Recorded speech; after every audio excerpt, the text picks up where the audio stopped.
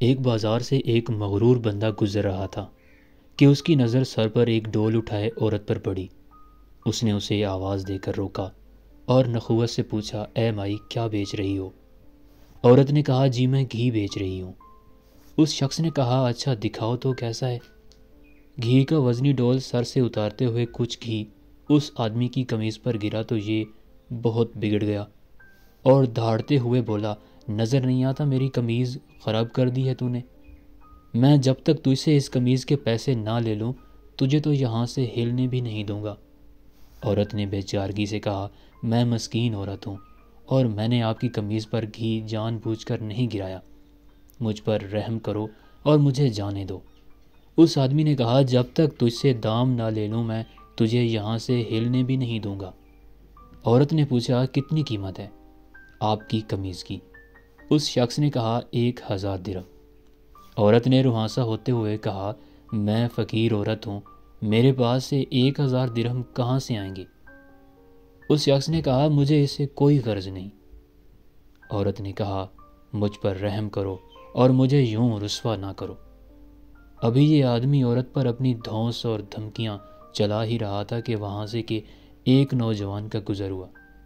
نوجوان نے اس سہمی ہوئی عورت سے ماجرا پوچھا تو عورت نے سارا معاملہ کہہ سنایا۔ نوجوان نے اس آدمی سے کہا، جناب میں دیتا ہوں آپ کو آپ کی قمیض کی قیمت، اور جیب سے 1000 درہم نکال کر اس مغرور انسان کو دے دیے۔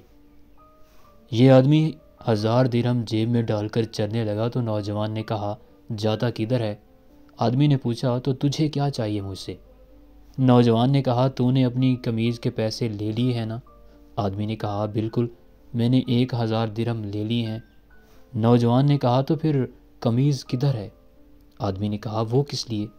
نوجوان نے کہا، ہم نے تجھے تیری قمیض کے پیسے دے دیے ہیں، اب اپنی قمیض ہمیں دے اور جا۔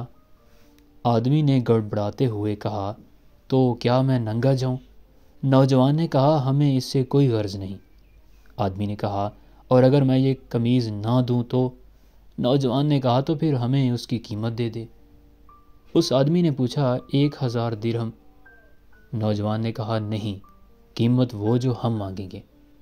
اس آدمی نے پوچھا، تو کیا قیمت مانگتے ہو؟ نوجوان نے کہا، 2000 درہم۔